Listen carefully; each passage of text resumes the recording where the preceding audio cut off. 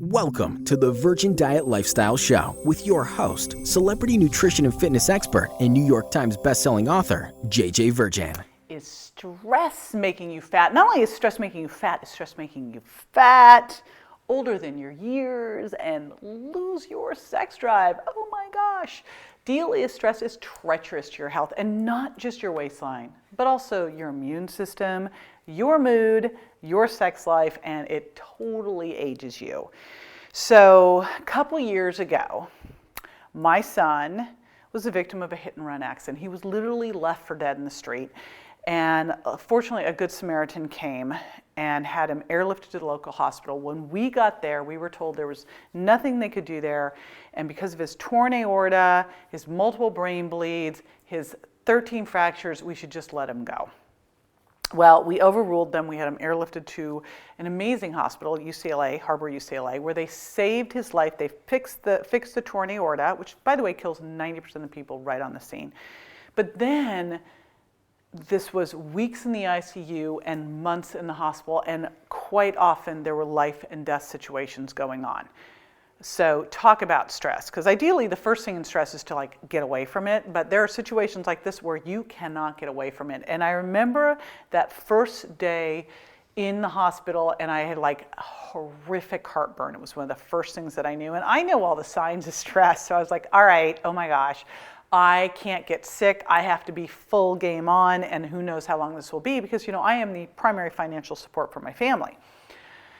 So I put everything in place to be able to handle the stress of that situation. And I tell you that because, hopefully you will never be in that situation. That is such an extreme situation. But if I could put it in place there and manage it, we can manage the day-to-day stuff going on. All right? Now, let's talk about what stress does. First of all, stress breaks down muscle. It's very catabolic. It breaks down muscle, it breaks down bone. And when it breaks down muscle, basically it drops sugar into the bloodstream. So when you're under chronic stress, what you're going to see is higher fasting blood sugar. When you have higher fasting blood sugar, you're going to have higher insulin, which means your body's burning sugar, not fat. And quite often, it's going to force you to have to eat every couple hours. Otherwise, you get hypoglycemic. The other thing that happens there is that makes you store more fat around your belly. Chronic stress also lowers serotonin, which then is going to get in trouble with your sleep. It starts making you have trouble with sleep. And it also increases your sugar cravings. It lowers dopamine, which makes you hungrier. And stress makes your gut more permeable. So in the Virgin Diet, I talk about leaky gut and having food intolerances. Well, stress can make you have more food intolerances. And because you're so acidic, stress can also cause bone loss and that heartburn that I talked about. Now, the deal with stress is when you first get under stress, it actually can kind of feel good because your adrenal glands kick up, you've got cortisol and adrenaline going on, and you feel very energized. But the challenge is your body can't keep that up. So over time, your cortisol starts to come down. Your adrenals just can't keep that production up. But your adrenaline stays up for a while. And you've heard of that, and maybe you felt that feeling of tired and wired. That's low cortisol, high adrenaline. And then at some point, it all just goes low, low. And then you're just flat out burnout. So obviously, you don't want to get there. So what the heck can you do about it? Well, first thing that you want to do is eliminate stress wherever you can. And I call this doing a gut check. Actually, there's an even better phrase for it. If it's not a hell yes, man, it is a no. And I want you to start practicing saying no. This is my year of the no. People ask me stuff, I'm like, no. But really, and especially I think for women more than men, we tend to feel guilty saying no, and we tend to overcommit ourselves. And a fast way to stress yourself out is to overcommit. So first thing is really see, is this something I need to do, Or could I say no to this? Or could I delete this? Next thing is work in some meditation. Now, full disclosure, I have been working on working this in. I haven't quite gotten there yet. So if you see me in person, say, JJ, have you started meditating yet? But I did just get a really cool 2-minute meditation to work on, because even a little bit of meditation or deep breathing can help lower your stress hormones.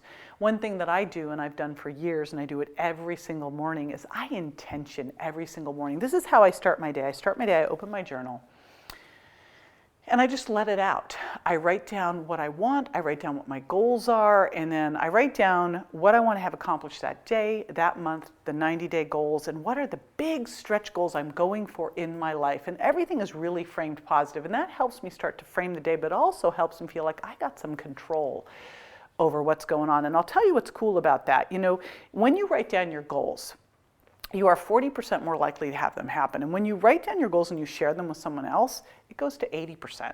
So that is one that I live by. Now, the next thing is figure out your top de-stressors, because they're different for everybody. I think that's my big challenge with all these stress management courses. I can't think of anything more stressful for me to have to go do than another course, right? On something like stress management. But I think about things that help me de-stress. And I have an amazing group of friends and peers that I've really cultivated. So time with them, time with my kids, that's huge for me.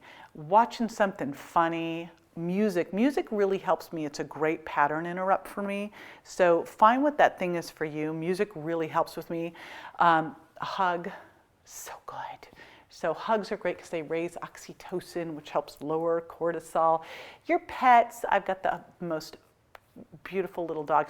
She's really a big dog, but she's in a little package, but she's a big dog. So petting your dog, petting your cat can really help. My cat, if you pet too much, will turn around and bite you. That raises my stress hormones. Sleep is huge. And one of the challenges when you get stressed, you tend to not sleep well, but one of the fastest ways to heal your adrenals is just get some sleep. So I've done a podcast on sleep, so make sure that you look for that. I've also written some blogs on sleep. Sleep is so critical. Vitamin S, can't beat it. Burst style exercise. Now, I call it bursting to blast fat. That's where you go all out for 30 to 60 seconds, something like running the stairs or sprinting or biking or doing jumping jacks or jumping rope, full body exercise. And then you recover with easy active recovery and do it again. When you do that, you actually train your sympathetic nervous system to handle stress better. And the deal with stress is, if you look at the most successful people out there, they're people who have learned how to handle higher and higher levels of stress. And you know, ever since the accident with my son, it's like people call me freaked out about something, and I'm like, is anyone dying? And they're like, no. I go, all right, like, what's the problem? You know, my stress tolerance is so much higher. Another one, and I've actually really committed to this, I am a big fan of Massage Envy. My local Massage Envy in Palm Desert is amazing, and I go one or two times a month. I'm trying to go more, but that's about what I get into. And so massage is another good one. I'll tell you where else I get massages. I am the person that gets the massages at the airports. I love the airport spas. So even if it's a quick 15-minute, great, or a mani-pedi, get that pedicure, add in the foot massage, awesome. Every night if you can, hot bath, magnesium, Epsom salt, very calming, helps with stress. And then, of course, eating is very important.